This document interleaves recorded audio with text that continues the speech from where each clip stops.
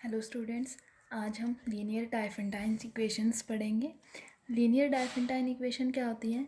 N equation of the form A X plus B Y equal to C where A B C are integers a not equals to 0, b not equals to 0 is called linear dipentine equation in two unknowns x and y। ठीक है, जैसे आपके पास नाम से है Diophantine, Diophantine means जिसमें दो variables हो। तो इस इक्वेशन में आपके पास दो वेरिएबल हैं x एंड y। तो दो वेरिएबल्स की जो इक्वेशन होगी A X plus B Y equal to C where A B C are integers and A is non zero, B is non zero, उस इक्वेशन को आप बोलोगे लीनियर डाइफेंटाइन इक्वेशन। अब बात आती है इसके सॉल्यूशन की।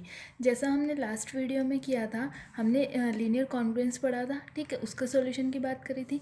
तो जो लीनियर डाइफेंटाइन इक्वेशन है A X plus B Y equal to C, इसका सॉल्यूशन क्या होगा? आपके पास वो सारे के सारे integers X naught and Y naught जो इस इक्वेशन को सेटिस्फाई करेंगे, मीन्स जो इस इक्वेशन को सेटिस्फाई करेंगे A X naught plus B Y naught is equal to C is called solution of linear Diophantine equation. For example, आपके पास इक्वेशन है 3x plus 4y equal to 18।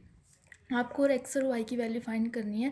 जो एक्स और वाई की वैल्यू इसमें put करते ये इक्वेशन आपकी सेटिस्फाई हो जाए। अगर हम ले X is equal to 2 and Y is equal to 3, तो यहाँ पुट कर दो 2 प्लस 4 इंटू 3, ये हो जाएगा 6 into 12 that is 18 and this is right hand side is equal to 18। तो x is equal to 2 and y is equal to 3 satisfies this equation. तो therefore x is equal to 2 and y is equal to 3 is the solution of this linear Diophantine equation. ठीक है, अब आपके पास क्या है? अगर आप next theorem linear Diophantine equation के आपके पास थ्योरम क्या आती है? The linear Diophantine equation theorem है आपके पास। The linear Diophantine equation X plus B Y equal to C has a solution if and only if the greatest common divisor of A and B divides C. ठीक है, तो linear Diophantine equation के पास solution होगा if and only if G C D of A B divides C. तो आपको if and only दोनों तरफ से रिजल्ट प्रूव करना है। फर्स्टली मैं सपोज करती हूँ कि इस वाली लीनियर डाइफेंटाइन इक्वेशन के पास एक सॉल्यूशन है। ठीक है, तो गिवन इक्वेशन क्या है? X plus B Y equal to C. मैंने सपोज किया X naught and Y naught be the solution of this equation. तो एक्स नोट वाई नोट इसके सॉल्यूशन है, तो इसको सेटिस्फाई करेंगे, that is A X naught plus B Y naught is equal to C.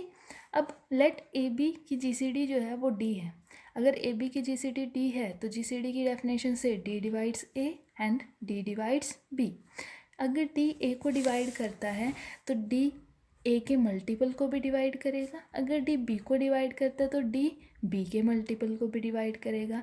And by the theorem, अगर D आपके पास ए X note को डिवाइड करता है, बी वाई नोट को डिवाइड करता है, तो दोनों के सम को भी डिवाइड करेगा, means D divides A X naught plus B Y naught. तो यहाँ से आपके पास क्या हो गया? D divides A X naught plus B Y naught, और X naught plus B Y naught की वैल्यू है C, it means D divides सी।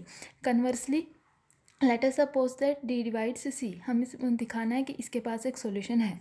अब अगर डी सी को डिवाइड करता है, डी क्या है? G C D of A B, then by the definition of divisibility there exist an integer such that C is equal to K D. ठीक है, अब क्योंकि डी ए बी की जी सी डी है, तो जी सी डी के according यहाँ पे एक दो integers P and Q exist करेंगे such that A P plus B Q is equal to D. दोनों साइड हम कैसे मल्टीप्लाई कर देंगे? तो ये क्या हो जाएगा? ए के पी प्लस बी के पी बी के Q is equal to K D. ए के पी प्लस बी के क्यू इज इक्वल टू सी। अगर आप यहाँ से देखो, ये आपका x की जगह है, ये y की जगह है, मीन्स के पी एंड के क्यू इस इक्वेशन को सेटिस्फाई कर रहे हैं। तो ए पी और के क्यू इस इक्वेशन का क्या बन जाएगा? सॉल्यूशन बन जाएगा। ठीक है, x is equal to K P and y is equal to K Q is the solution of X plus B Y is equal to C. तो आपके पास ये थ्योरम है कि लीनियर डाइफेंटाइन इक्वेशन के पास सॉल्यूशन होगा अगर ए बी की जी सी डी सी को डिवाइड करेगी। इंपॉर्टेंट थ्योरम है, किसी भी इक्वेशन का सॉल्यूशन चेक करने के लिए हम ये वाला स्टेप चेक करेंगे कि ए बी की जी सी डी सी को डिवाइड करती है या नहीं, जैसा हमने कॉन्फ्रेंस में किया था। ठीक है, अब नेक्स्ट आपके पास थ्योरम आती है two integers a and b are relatively prime if and only if the linear Diophantine equation ax plus by is equal to 1 has a solution। आपको क्या दिखाना है? आपको दिखाना है कि दो इंटीजर्स a और b रिलेटिवली प्राइम होंगे, मतलब उनकी GCD कितनी होगी? 1 होगी, if and only if this equation has a solution. ठीक है, इफ़ एंड ओनली इफ है तो हम दोनों तरफ से प्रूव करेंगे। फर्स्टली मैंने सपोज कर लिया कि इस इक्वेशन के पास सॉल्यूशन है। Let ax plus B Y is equal to 1 has a solution. मुझे क्या दिखाना है, मुझे दिखाना है A and B are relatively prime, that is A B की GCD 1, मुझे ये शो करना है। तो लेट, मैंने सपोज कर लिया कि ए बी की GCD जो है D है, अगर मैं D की वैल्यू 1 निकाल दूँ तो मेरा रिजल्ट प्रूफ हो जाएगा।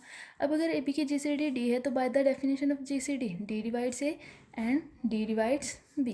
अगेन अगर D A को डिवाइड करता है तो D AX को भी डिवाइड करेगा, D BY को भी डिवाइड करेगा, तो दोनों के सम को भी डिवाइड करेगा। D divides AX plus BY, और AX प्लस BY की वैल्यू कितनी है आपके पास 1, but this implies D divides 1, ठीक है।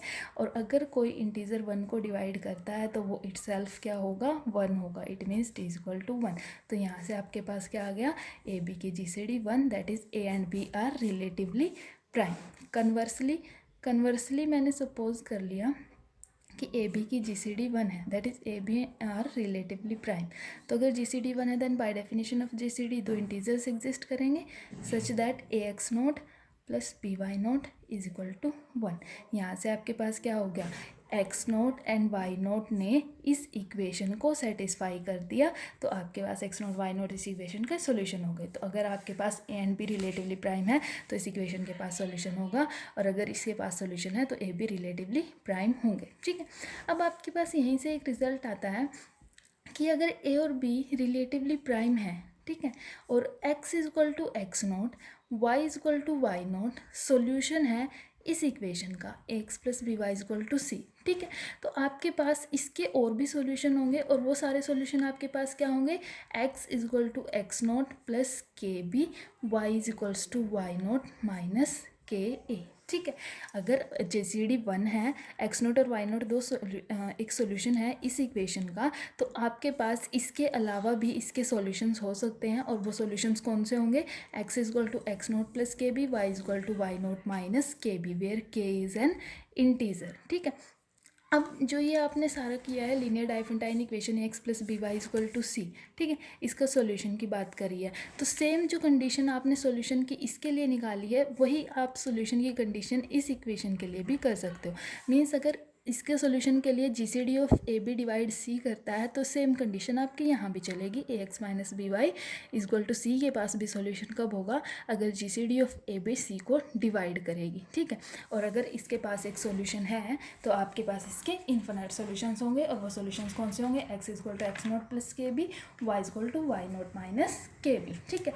सेम टू सेम आपके पास अगर इक्वेशन गिवन है A X plus B Y equal to C की जगह A X minus B Y equal to C, तो इसके पास सॉल्यूशन कौन से होंगे, X is equal to X naught plus K B and Y is equal to Y naught plus K, सिर्फ एक माइनस और ये प्लस का डिफरेंस इसमें आएगा आपके पास, ठीक है।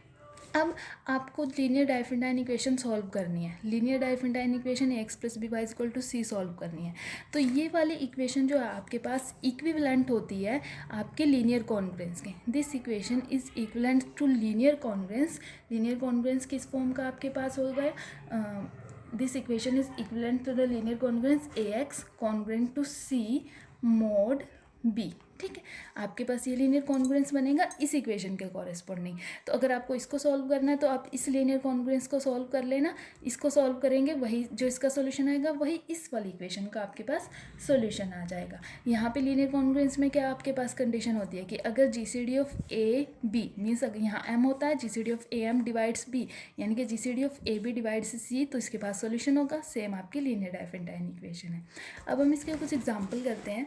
हमारे पास फर्स्ट एग्जाम्पल है 12x plus 501y is equal to 274। हमें चेक करना है कि क्या इसके पास सॉल्यूशन है या नहीं।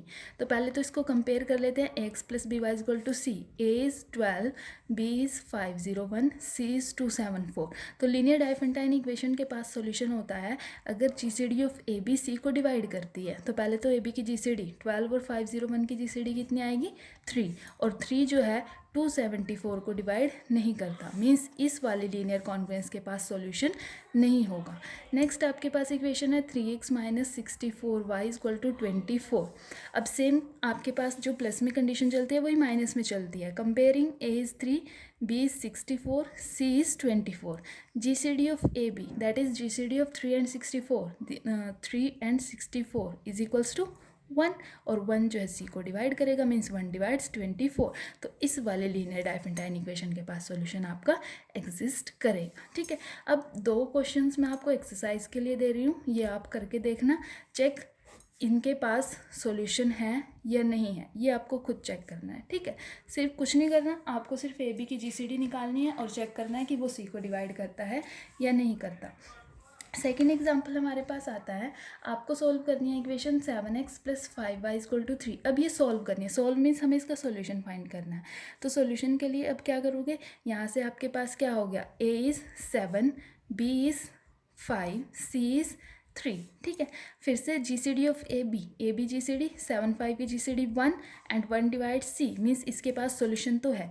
सॉल्यूशन है तो वो सॉल्यूशन कैसे होगा, अब मैंने आपको बताया था ये वाली लीनियर डाइफेंटाइन इक्वेशन आपकी लीनियर कॉन्ग्रुएंस के इक्विवेलेंट होती है।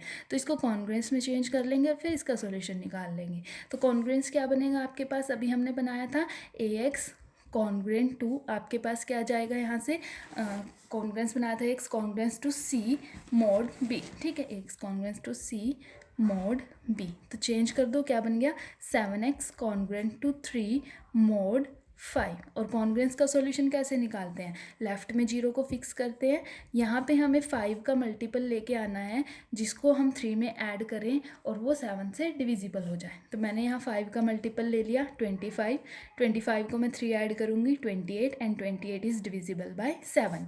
दोनों कॉन्ग्रुएंसेस को ऐड कर देंगे तो कितना बन जाएगा 7x कॉन्ग्रुएंट टू 28 mod 5, दोनों तरफ 7 से डिविजिबल हो जाएगा तो x कॉन्ग्रुएंट टू 4 mod 5 आपके पास आ जाएगा। ठीक है, तो ये आपका सॉल्यूशन आ गया कॉन्ग्रुएंस का। अगर इसको आगे सॉल्व करना है तो कॉन्ग्रुएंस की डेफिनेशन अप्लाई कर दो।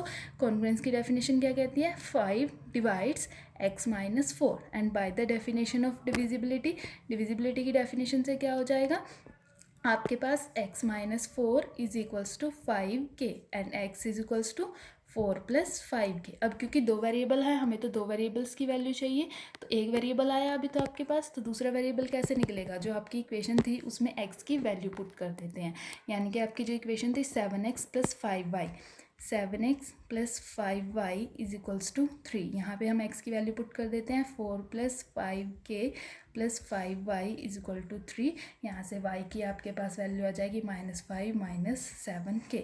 तो एक सॉल्यूशन आपके पास ये आ गया, एक सॉल्यूशन आपके पास ये आ गया। और जैसे आपने इसको कॉन्ग्रुएंस में लिखा है x कॉन्ग्रुएंट टू 4 mod 5, इसको भी आप कॉन्ग्रुएंस में लिख सकते हो y कॉन्ग्रुएंट टू -5 mod 7। तो ये आपके पास इसका सॉल्यूशन आ जाएगा। ठीक है, थैंक यू।